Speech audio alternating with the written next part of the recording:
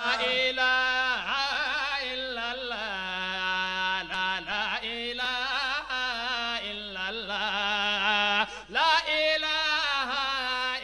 بالله من الشيطان الرجيم بسم الله الرحمن الرحيم الحمد لله رب العالمين الرحمن الرحيم مالك يوم الدين إياك نعبد وإياك نستعين اهدنا الصراط المستقيم صراط الذين أنعمت عليهم غير المغضوب عليهم ولا الضالين. Que la paix et la miséricorde de Dieu soient sur vous ainsi que sur vos familles et proches, mes chers compatriotes du monde, ainsi que mes disciples. Nous sollicitons les mêmes prières auprès de vous et prions pour que Dieu exauce nos prières. Amen. Nous venons faire une brève leçon sur l'homme, comment il a été créé par Dieu, les paramètres qui définissent que l'homme a bien été créé et que celui qui l'a créé est à l'origine de tout, qu'il tient tout dans sa royauté et sa constance jusqu'à l'infini. Et cela, l'homme n'en est nullement conscient et même le nie alors que c'est la réalité. Ce qui prouve que Dieu existe, c'est lui-même l'existence. Tout homme, quelle que soit l'étendue de ton savoir et quelle que soit ton envergure spirituelle, tu es conscient du fait qu'il y a quelque chose que ton savoir n'a pas cerné. Il n'y a aucun individu qui détient un savoir jusqu'à l'agonie sans laisser derrière lui quelque chose qu'il ignore. Cette ignorance prouve que quel que soit le savoir de l'homme, il est aussi ignorant. Et cela prouve aussi l'existence d'une énergie qui le surplombe, qui est au-dessus de lui. L'homme est énergie. Il est énergie et toute sa vie durant, il a fait montre d'énergie.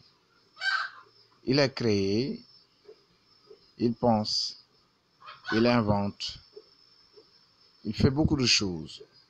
Mais s'il s'attarde un peu sur sa propre énergie, à lui, et sur celle de celui qui l'a créé,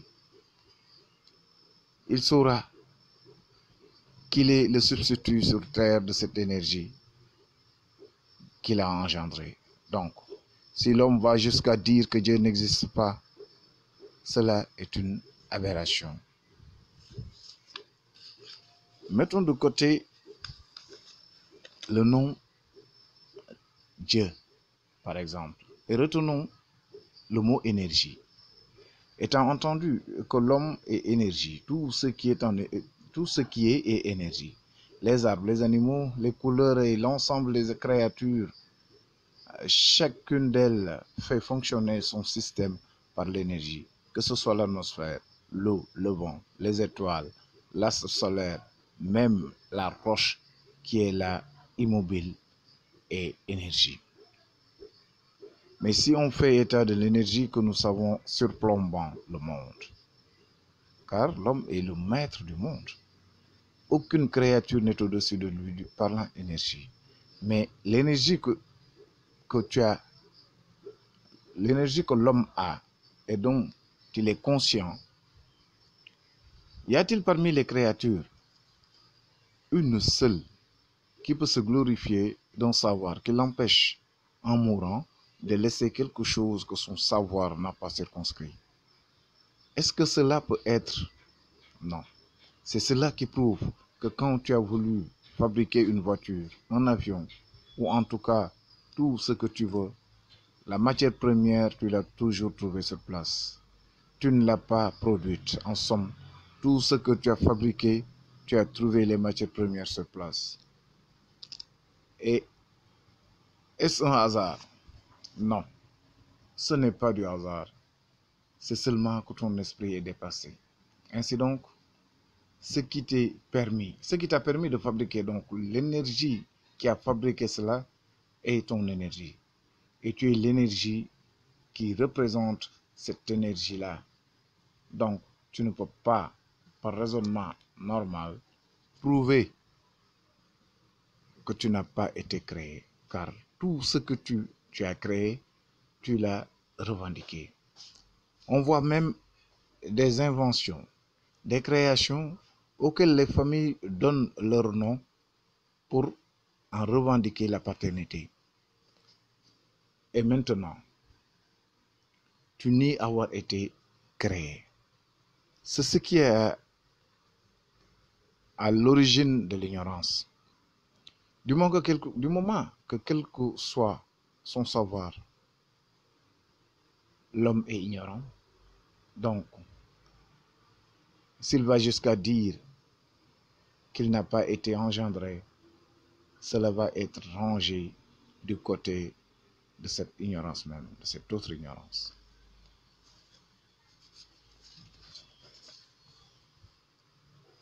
Ce n'est pas un péché. Rien ne te sera reproché. On te taxera de rien, sinon d'ignorant. C'est seulement que tu ne sais pas que tu es un ignorant infinitif. Donc, quel que soit ton savoir, tu es quand même ignorant. Ainsi, c'est cette énergie qui indique que des fois, l'homme montre une volonté farouche d'aller vers le bien, car il sait que c'est la meilleure chose, mais il éprouve des difficultés pour y accéder. De même, des fois, il montre une grande volonté pour se départir des tendances négatives dans lesquelles il se trouve, mais n'y parvient pas.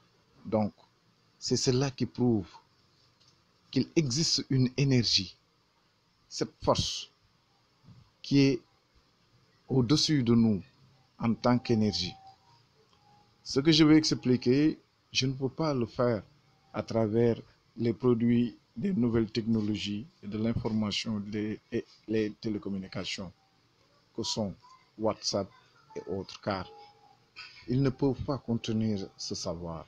Celui qui veut acquérir un savoir qui l'aidera à vivre sa vie comme il se doit, un savoir clair, sain, limpide et large, qui jaillit d'une source intarissable et dont le lit ne sera jamais tari.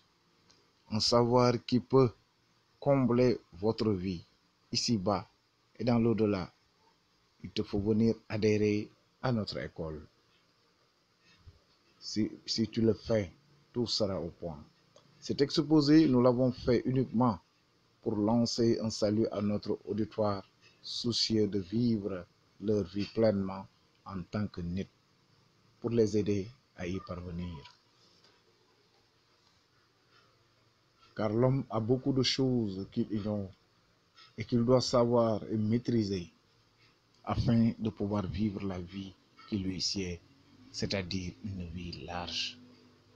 Car vivre toute sa vie dans le monde sans acquérir le savoir qu'on était censé acquérir, cela n'est pas rassurant. Donc, nous devons nous efforcer d'être une représentation du savoir, car le vrai savoir est Dieu. Nous devons nous efforcer d'être une représentation de l'amour, car le vrai amour est Dieu. Nous devons nous efforcer d'être une représentation de l'énergie, car la vraie énergie est Dieu. Enfin, nous devons nous efforcer d'être une représentation des aspirations, car la vraie aspiration est Dieu. Ceci n'est que quelques exemples qu'on a voulu illustratifs pour l'homme. Combien l'existence de Dieu est une réalité dans son esprit et dans sa pensée, mais qu'il ignore. Si on te dit que cela n'est pas une réalité, dis-toi bien que ce dernier est le siège de l'ignorance. L'homme se meut du matin au soir et il sombre dans le sommeil. Quel est l'individu qui peut savoir l'instant où il est tombé dans le sommeil? Donc, ce qui te fait dormir, tout cela est l'ignorance.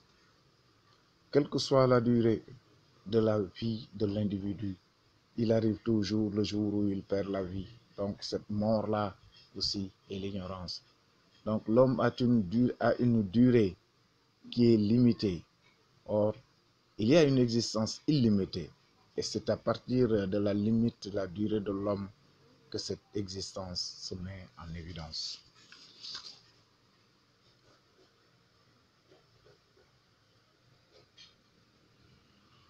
Ce qui nous fait, le fait que nous tombons dans le sommeil alors que d'autres sont restés éveillés, le fait que nous mourrons au bout d'un temps, alors qu'il y a d'autres qui restent vivants. Le fait que nous sombrons dans l'ignorance, alors qu'il y a d'autres, qui sont hors de l'ignorance, doit nous édifier sur le fait que le savant et l'ignorant sont différents. Ainsi, celui qui est ignorant doit faire une introspection, c'est-à-dire entrer en lui-même et savoir que c'est celui qui sait qui est la chose importante. Et c'est par son savoir-là qu'il l'a engendré. Nous allons mettre fin à ce darsu, cet exposé, tout en promettant d'y revenir une prochaine fois, s'il plaît à Dieu. Alhamdulillahi Rabbil Alamin. La ilaha illallah, borom bi la ilaha